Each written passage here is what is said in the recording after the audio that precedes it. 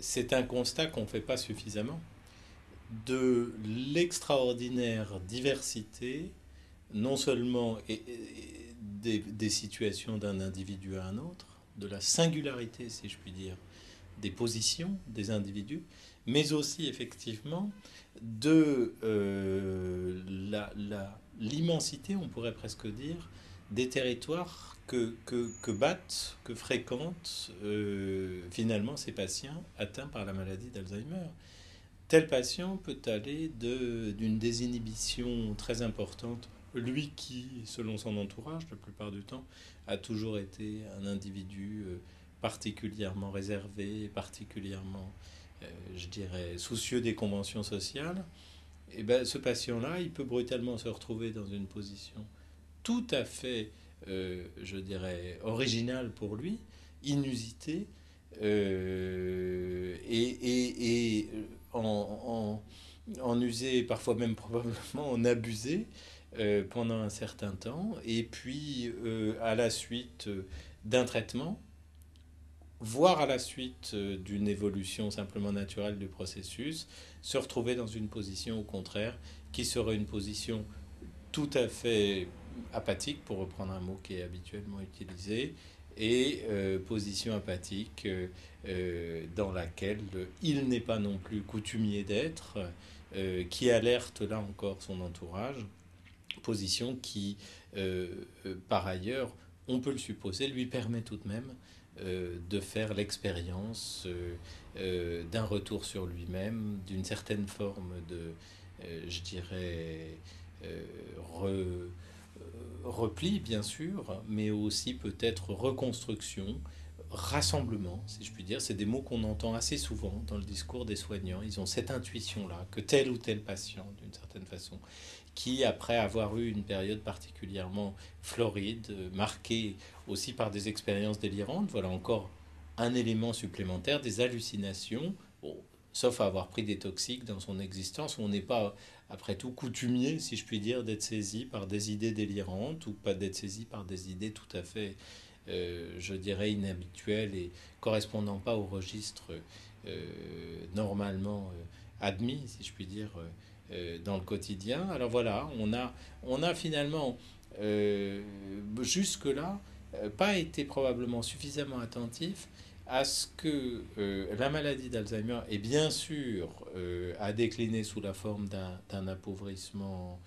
des ressources cognitives, des ressources cérébrales, mais elle est du point de vue de l'expérience psychique, c'est-à-dire du point de vue du rapport au monde environnant, quelque chose qui intuitivement ne va pas dans le sens de l'appauvrissement, puisqu'au contraire, il va dans le sens de la diversité, de la diversification des ressentis. On arrive à identifier des.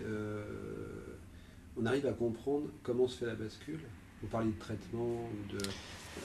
Alors, non, bon, pour le moment, on n'arrive pas forcément à comprendre hein, pour quelle raison est-ce que telle ou telle personne passerait de telle à telle situation. Je pense que ne pas arriver à le comprendre, c'est évidemment un peu préoccupant et un peu ennuyeux parce que ça laisse supposer qu'on ne connaît pas encore très bien euh, l'histoire et l'évolution naturelle de la maladie. Mais d'une certaine façon, c'est aussi une bonne chose. C'est quand même là aussi un deuxième paradoxe de la maladie, qui est que finalement, il n'y a autour de l'individu malade qu'une seule tendance, qui est celle de le ramener, si je puis dire, à une norme. Après tout, qu'un individu fasse des expériences particulièrement, je dirais, nouvelles, il y a supposons qu'il soit autonome, cet individu, et qu'il ait eu à un moment donné l'occasion de dire je suis dans mon libre choix, et de le revendiquer aussi. Hein. Eh bien, finalement, on le laissera. Hein, cet individu, il ne nous vient pas à l'esprit de considérer que tel individu qui est dans un mouvement de méditation particulier, par exemple, y compris dans un mouvement de méditation durable, est apathique, que tel individu qui s'isole à un moment donné pour penser certaines choses, et même de façon un peu durable, est dans une forme de retrait et qu'il faut absolument préserver, que tel individu qui est plutôt enjoué et plutôt ouvert, plutôt gai et susceptible d'interpeller l'autre d'une façon un peu provocatrice, soit systématiquement à la télévision, par exemple, il y a énormément de gens qui se présentent sous cette forme-là. Et on n'a pas de présentateur, notamment de télé, on n'a pas le sentiment que ça soit absolument insupportable. Alors, évidemment, je force un peu le trait, mais ceci pour dire tout de même que il y a dans la maladie d'Alzheimer quelque chose. Je dis maladie d'Alzheimer hein, pour résumer, parce qu'en fait, c'est un point aussi qui mériterait d'être réfléchi. Je crois que ça concerne, c'est presque le lot commun de toutes les pathologies neurodégénératives. Hein. Il y a comme si une affection cérébrale, quelle qu'elle soit, redistribuait les cartes et réorganisait finalement position de l'individu par rapport à son environnement. Et alors, ce qui est frappant, effectivement, c'est de voir combien cette position-là dérange l'entourage, et dérange avec l'entourage les soignants, au point que, d'abord, l'entourage dit souvent qu'il est absolument épuisé par tout ça. Hein, on parle beaucoup du soutien qu'il faut apporter aux aidants, de la fatigue des aidants, du burn-out, du syndrome dépressif, etc. Et c'est une vérité, hein, peut y revenir d'ailleurs tout à l'heure, mais c'est vrai que c'est incontestablement quelque chose de tout à fait, comment dire, palpable hein, dans la rencontre avec l'entourage des patients. Mais malgré tout, on n'a pas tout à fait en tête que indépendamment, si je puis dire, de cette façon d'être dérangé et surtout de ces effets du dérangement, il y a quelque chose qui est posé en premier lieu, c'est que justement un patient qui a telle ou telle pathologie déficitaire ne doit pas déranger, alors même, si je puis dire, que sa pathologie est un dérangement. Hein. Il y a comme ça quelque chose d'assez étrange qui fait que, bien entendu, on a l'impression que... alors on parle souvent de situations de crise, de situations conflictuelles entre un patient et son aide, ou un patient et son parent, son conjoint, etc. Mais en réalité, c'est vrai qu'il y a un certain nombre d'éléments là qui, dès la survenue de la maladie, si je puis dire, est propice à ce que, il y ait parfois du conflit. Parce qu'il y a d'un côté un patient qui a à dire qu'il est dérangé et qui a à le dire parfois simplement en dérangeant son entourage, et qu'il y a de l'autre côté une personne qui curieusement n'a qu'un souhait, c'est que justement tout rentre dans l'ordre, alors même que cette même personne pourrait être beaucoup plus tolérante à l'égard d'un autre individu qui par ailleurs ne serait pas malade. Donc ça c'est un point effectivement qui est très frappant, c'est de voir combien à la fois la maladie est une maladie qui peut se déployer selon de multiples prolongements et sous des formes extraordinairement singulières, et de voir combien l'entourage et même les dispositifs soignants se mettent littéralement en ordre pour mettre de l'ordre, si je puis dire, dans tout ça, pour réarranger, on pourrait presque dire, un peu toutes ces dysfonctionnements ou toutes ces difficultés qu'elles ont à connaître du fait de la maladie d'un patient. Si on éduquait un peu les aidants, enfin l'entourage, en disant, en expliquant un peu tout ça, que on n'est pas éternellement figé dans un rôle, surtout un rôle, quoi, et qu'on peut avoir plusieurs rôles dans la vie. Enfin, on passe son temps à changer de rôle quand même, même si on ne le reconnaît pas ou même si on ne s'en rend pas compte. Ne serait-ce que celui d'enfant, puis parents éventuellement, enfin, si on a des enfants après, puis voilà, ce changement de génération, c'est un changement de rôle. Enfin, on pourrait prendre des exemples très très simples. Bon voilà, vous pensez pas qu'il y a ça passe par un défaut de ça C'est peut-être trop simple ce que je dis, mais... Non. Je sais pas, à mon avis, avec ça, il y a plusieurs questions, plusieurs commentaires à faire. Le premier, enfin ça me vient comme ça, hein, le premier c'est que Euh, D'ailleurs, il y en a deux, en fait. Il y a deux commentaires à faire. Le premier, c'est que s'agissant d'un individu dans son milieu, c'est clair que chacun ne va pas être d'une certaine façon égal avec la même maladie, entre guillemets. On a vu tout à l'heure que ce n'était pas la même maladie.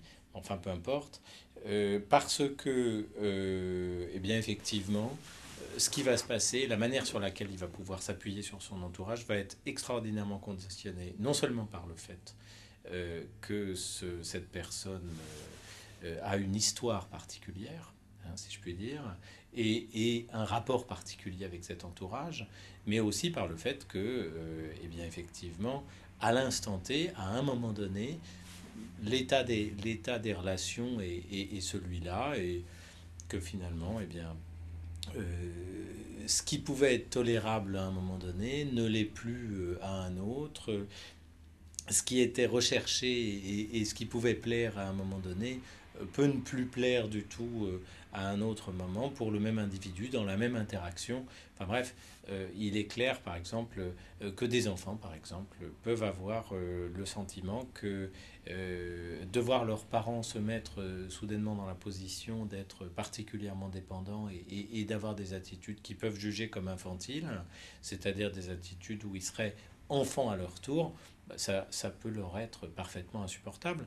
Alors même que 50 ans auparavant, ils étaient enchantés de trouver dans leurs parents une part de compagnons de jeu, si je puis dire, qui pouvait 50 ou 70 ans auparavant, peu importe, hein, qui pouvait les aider justement passer un autre cap et entrer dans, euh, enfin, ou grandir dans leur existence.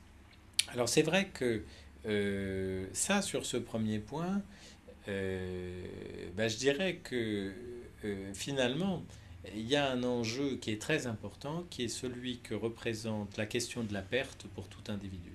Au fond, n'importe qui soit j'allais dire consterné, qui soit concerné par la maladie d'Alzheimer ou qui soit, et peut-être c'est pour ça que je disais consterné, concerné, enfin, donc directement, ou qui soit concerné par la maladie d'Alzheimer de son parent hein, ou d'un proche, eh bien au fond, les uns et les autres ont à se coltiner avec la question, avec l'expérience de la perte. Hein. La perte, pour celui qui a la maladie d'Alzheimer, elle est absolument consubstantielle de la maladie, si je puis dire. Il perd, alors on peut y revenir aussi, mais il perd littéralement les mots pour parler. Je suis très étonné d'ailleurs de voir que finalement on met beaucoup l'accent sur la maladie d'Alzheimer comme une maladie de la mémoire, alors que fondamentalement, à mon avis, c'est aussi et même peut-être principalement une maladie du langage. Très très frappant de voir par exemple que les patients disent clairement, très clairement quand ils peuvent le dire, que ce qui leur manque, c'est les mots pour raconter quelque chose. Un souvenir, une histoire, un affect actuel ou passé, peu importe.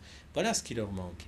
Et quand on les aide, eh bien, ça déclenche parfois à la fois une espèce de forme de soulagement et puis aussi de temps en temps quelque chose d'un petit peu plus compliqué qui est un sentiment vertigineux justement du manque. Enfin, bon, peu importe. Donc, consubstantiellement, le patient est pris dans la question du manque et naturellement, le proche, l'entourage, est lui aussi pris d'une certaine façon dans cette question justement de ce qui viendrait potentiellement à lui manquer, hein, de ce qui d'une certaine façon est perdu chez son parent, de ce qui lui apparaît comme étant perdu chez son parent, eh bien ça fait retour évidemment chez lui sous la forme de ce qui pourrait lui manquer à lui-même à un moment donné, et même de ce qui lui manque plus fondamentalement.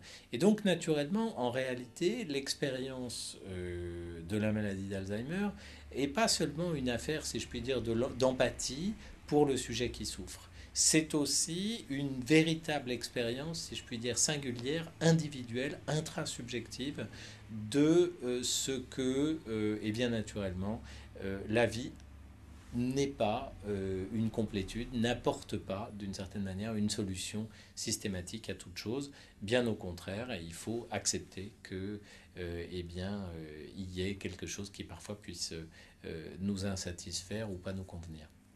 Alors évidemment, ce qui permet de faire le lien avec tout ça, euh, c'est la question du langage sur laquelle on reviendra tout à l'heure, mais je vous parlais de deux points. Donc le premier point, c'était celui-là. Le deuxième point, c'est le premier point de ces questions entre la maladie d'Alzheimer et les effets de la maladie, si je puis dire, sur l'entourage. Le deuxième point, c'est finalement le fait que dans une institution, il faut bien accepter, effectivement, comme vous le disiez, que probablement chaque individu, dans une institution où plusieurs patients ayant la maladie d'Alzheimer cohabitent, que chaque individu peut parfois reprendre un rôle, peut parfois rejouer une fonction.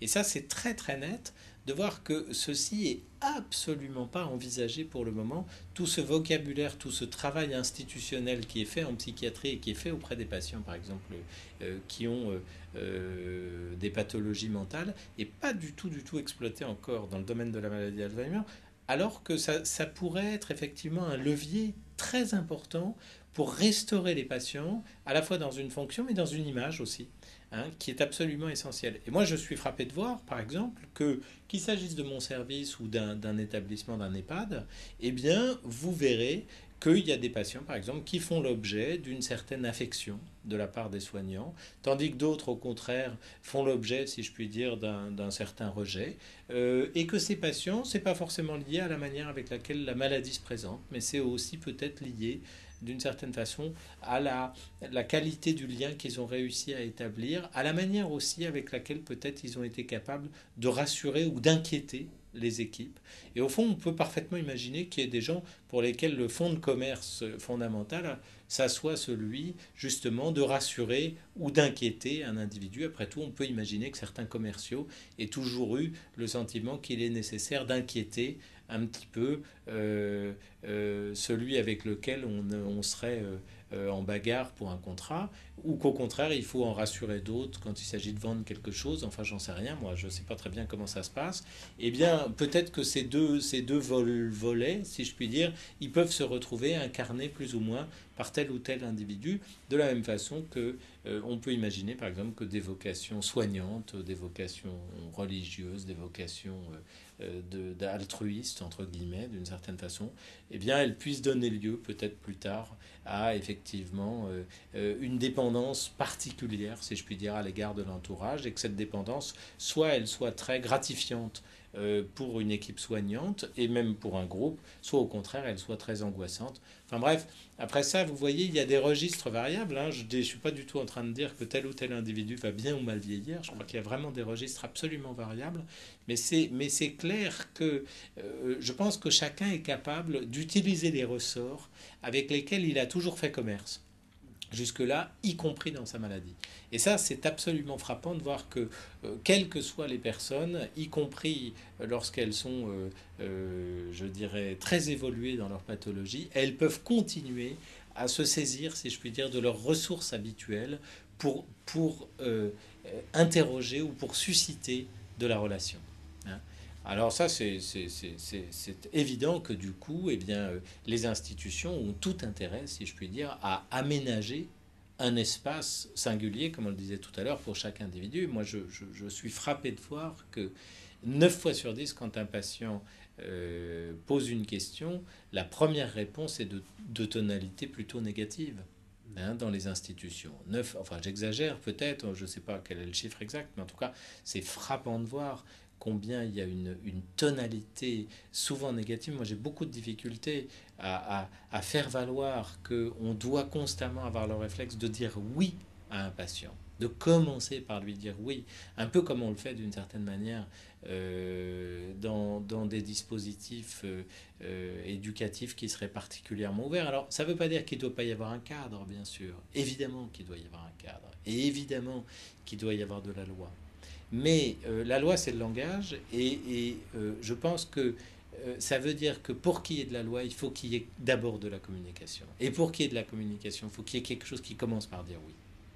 Après ça, effectivement, bon, tout le monde ne peut pas faire tout ce qu'il veut tout le temps, hein, bien sûr, loin de là. Mais bon, les choses doivent s'établir un peu comme ça, ou devraient s'établir comme ça. Est-ce qu'on est dans un processus logique? C'est-à-dire le bout du bout du bout de ça, c'est de la perte, c'est le silence. Bon. Mais bon, est-ce que c'est aussi simple que ça? Je repense à ce que vous disiez sur la fin de vie, par exemple, hein, d'un malade d'Alzheimer. D'ailleurs, je ne sais pas de quoi je parle, parce que est-ce qu'une fin de vie de malade d'Alzheimer, là aussi, il n'y a qu'une façon de finir sa vie? Bon, c'est pas certain. Et puis, est-ce que ça se termine toujours par le silence? C'est pas certain non plus. Mais enfin, qu'est-ce que... Vous pouvez me dire quelque chose là-dessus, parce que ça me paraît important, ça. Bah, oui, enfin, s'agissant du silence et du bout de la vie et de la fin de la vie, c'est clair que bon, la maladie d'Alzheimer, comme on le disait tout à l'heure, et les maladies neurodégénératives en général, vont quand même dans le sens d'un appauvrissement du vocabulaire, incontestablement. Et que probablement est-ce que lorsqu'un individu a plus du tout de ressources orthophoniques, hein, a plus aucune ressource dans le langage pour dire quelque chose de son état, de son ressenti, de sa situation, et bien d'une certaine façon, on peut imaginer que prochainement il va disparaître. Hein. C'est-à-dire que vraiment il y a quelque chose qui tient encore un peu en l'air l'individu, c'est sa capacité d'une certaine façon à se représenter quelque chose de lui-même et à en dire quelque chose. Alors, bon, ne plus rien dire, ça peut être autre chose aussi sur laquelle on viendra après, mais c'est vrai que ne plus rien dire, c'est peut-être aussi d'une certaine façon la disparition des images et de ses propres images, de la propre représentation qu'on a de soi, y compris de la représentation de quelqu'un de malade, de très affaibli, de très fragile, de très dépendant, peu importe. La disparition d'une représentation de soi, probablement elle précède d'assez peu, d'une certaine façon, la disparition définitive de l'individu. En tout cas, moi, je ne vois pas très bien comment un individu peut continuer de vivre, si je puis dire, sans quelque chose qui le soutienne de ce côté-là. Alors, ça veut dire, bien sûr, qu'on peut retarder considérablement les échéances et qu'on favorise justement tout ce qui peut permettre une mentalisation pour les individus, soit de leur rôle social, comme on le disait tout à l'heure, soit même simplement de quelque chose de leur corps, par exemple, de leur capacité encore à garder certaines aptitudes ou à éprouver certains plaisirs avec leur corps, hein, quel qu'il soit, euh, des caresses, des ressentis particuliers, et bien, ce sont des choses qui sont parfois extraordinairement étayantes pour des patients qui finalement sont dans un univers où il y a vraiment plus grand chose, si je puis dire, qui est saisissable. Hein. Alors ça c'est un point. L'autre point, évidemment, c'est que probablement est-ce que le silence et le repli sur soi font partie des ressources utilisées par l'individu, je dirais pour comme on le disait tout à l'heure, se rassembler, se retrouver d'une certaine façon dans quelque chose. C'est-à-dire faire l'expérience, si je puis dire, de ce qui est disparaissant est encore contrôlable. Après tout, il y a des silences, d'une certaine façon, qui sont sans doute extraordinairement structurants pour le sujet,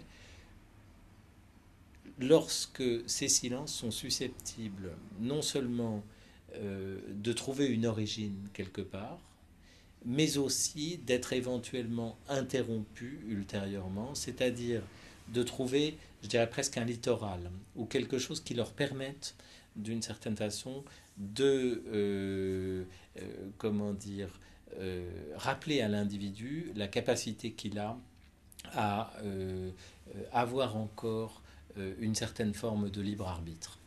Euh, Ça, c'est un point pour lequel, effectivement, on n'est pas assez attentif. On croit toujours, finalement, que ce qui est très important pour un patient qui est en train de s'affaisser ou justement de s'éclipser, hein, on pourrait dire, dans ses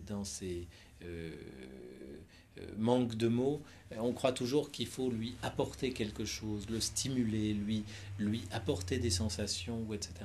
En réalité, il est possible que dans certaines occasions, pour certains moments, justement, cet excès de stimulation, si je puis dire, est presque un effet négatif, parce qu'il aurait un effet justement beaucoup plus que de stimulation, de rappeler à l'individu justement tout ce qu'il peut plus rassembler dans ses capacités. Comme si, à un moment donné, on faisait ployer quelqu'un sous une masse d'excitations diverses et variées. Moi, je suis d'ailleurs très très intéressé de voir que il y a des patients pour lesquels on a mis en place des dispositifs, et je pense notamment au snooze Hélène, vous savez, ces techniques de stimulation multisensorielle.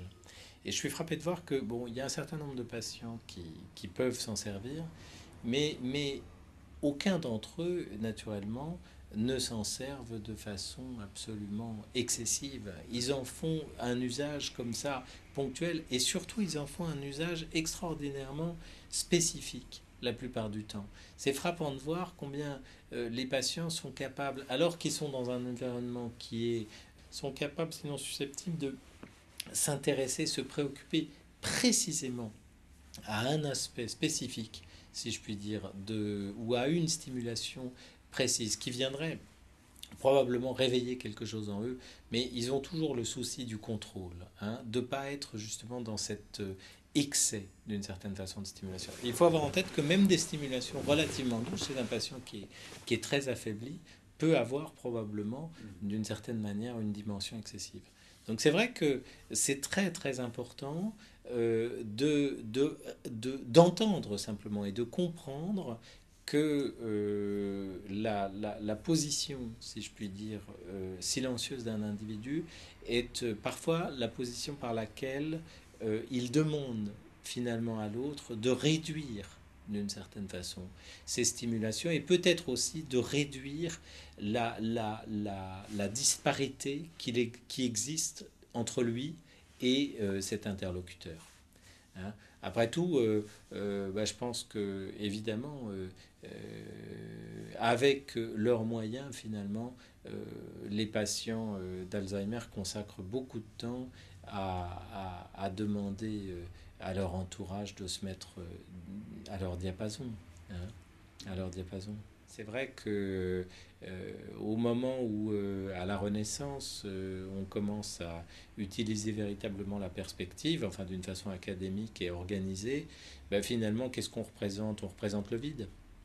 On commence à représenter d'une certaine manière le vide.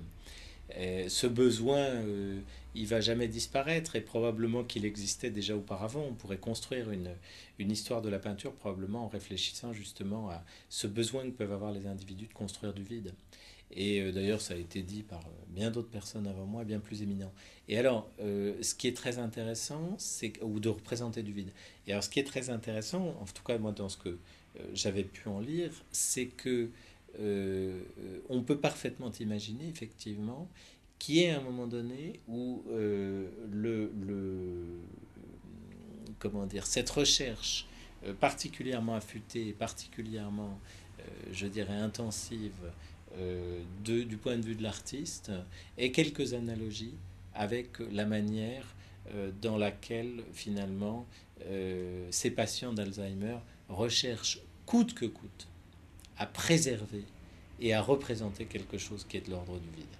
C'est-à-dire justement quelque chose qui est de l'ordre du creux, c'est-à-dire ce qui fait finalement le lieu où, premièrement, il va pouvoir y résonner quelque chose, d'une certaine façon, c'est toujours très important, et surtout celui où va pouvoir y avoir du jeu JEU, hein, pas du jeu JE, du jeu JEU, c'est-à-dire quelque chose qui va permettre d'une certaine façon qu'on passe d'une position complètement figée à une position qui autorise la dialectique et qui finalement ouvre évidemment sur l'incertitude, mais aussi la relation.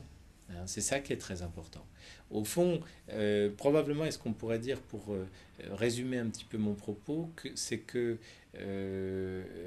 finalement le sujet malade d'Alzheimer, il est assigné à une position où il y a de moins en moins de dialectique possible. C'est-à-dire que finalement, on le met dans la position où il est sommé de répondre de la façon la plus linéaire et la plus adéquate qui soit, mais aussi la plus linéaire qui soit à toute forme d'interaction, toute question, toute proposition qu'on puisse lui faire. Et ça c'est vraiment extraordinairement compliqué parce que au fond, aucun individu n'est assigné à cette position-là dans d'autres circonstances. Hein. Je pensais plus à des choses comme ce que pouvait faire Bram Van Velde, des tableaux tout blancs et un type tout blanc, dans un sens qui ne parle pas, qui ne parle jamais. Il y a des entretiens avec je ne sais plus qui, là, qui sont très très beaux. Bon, enfin, il est là, il existe. Bon. Donc, alors je pensais plus à ça, mais ce que je voulais dire, c'est que, enfin, quand ça marche et quand on crée, ça présuppose une capacité d'abord à transcender le réel. Sans ça, il n'y a pas de création, je veux dire. Et donc, à être libre. À être totalement libre. Alors, ça veut dire que quoi, le malade d'Alzheimer serait... Alors, effectivement, c'est vrai, on peut constater qu'il se libère. À certains égards, il se lâche, quoi. Mais... est-ce que pour autant, il transcende des choses? Vous voyez, ça, pour moi, c'est un peu obscur, ça. Ou c'est pas ça, c'est autre chose. C'est pas tout à fait ça qui se passe. Non, c'est-à-dire qu'on n'est pas obligé d'imaginer qu'il y a une intentionnalité particulière. Hein, ça, c'est clair.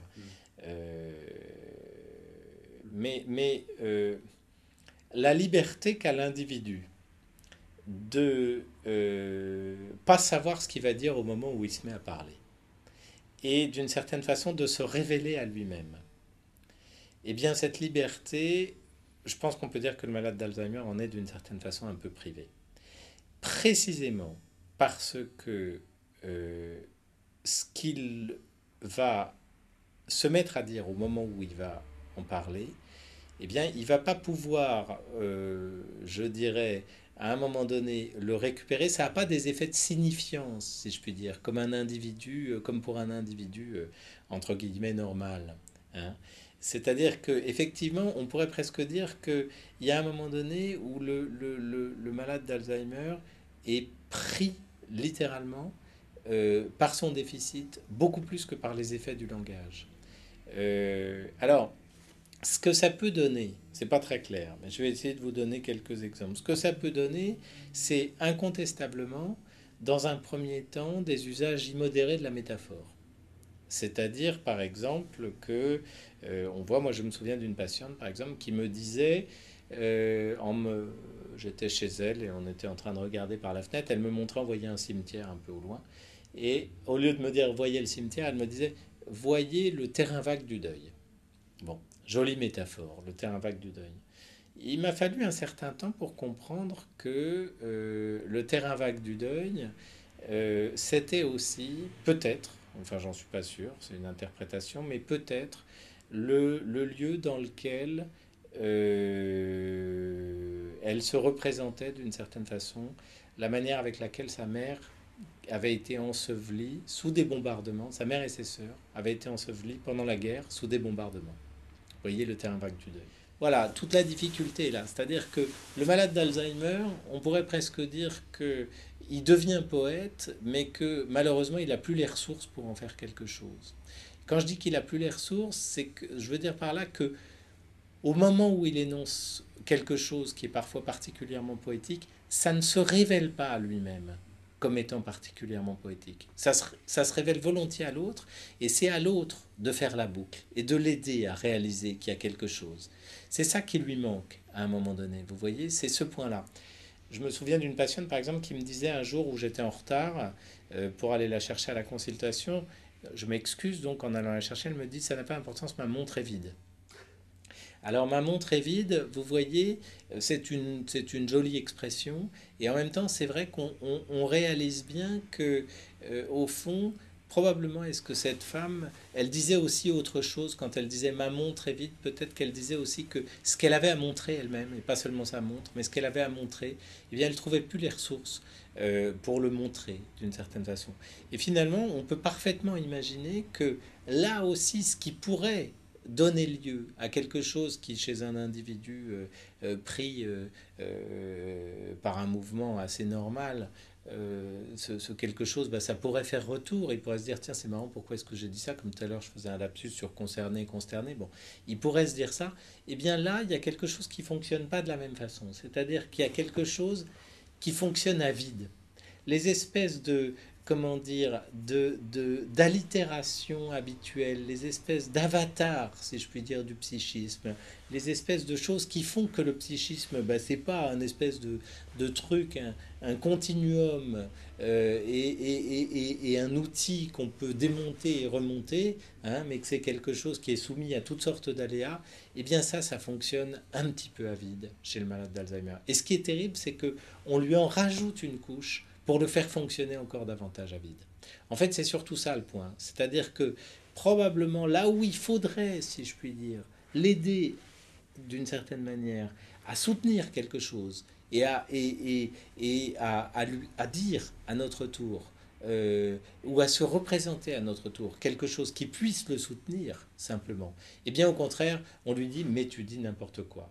Et évidemment, c'est dans ce mais tu dis n'importe quoi qu'il y a là, à ce moment-là, qu'une seule tendance, qui est celle de la réduction encore de l'usage, justement, de tout ce qui peut favoriser la communication. Je suis frappé de voir que des patients avec lesquels, je vous disais tout à l'heure au début de l'entretien, que, évidemment, l'enjeu, c'est de garder jusqu'au bout, si je puis dire, quelque chose qui fasse parler l'individu lui-même.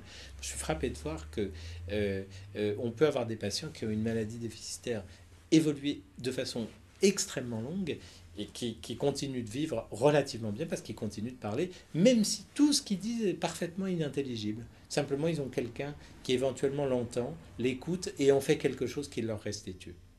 Ça, c'est un point très important. Un autre exemple que je pourrais vous citer, c'est cette femme qui me disait, mon mari, je m'attache à lui la nuit parce qu'il se lève et il va faire ses besoins n'importe où. Alors, une nuit, il se lève, cet homme, et il me dit, au moment où il se lève, puisqu'il me réveille, il me dit, il faut que je me dépêche parce que ma femme va se douter de quelque chose. Alors, évidemment, elle me dit, c'est assez douloureux.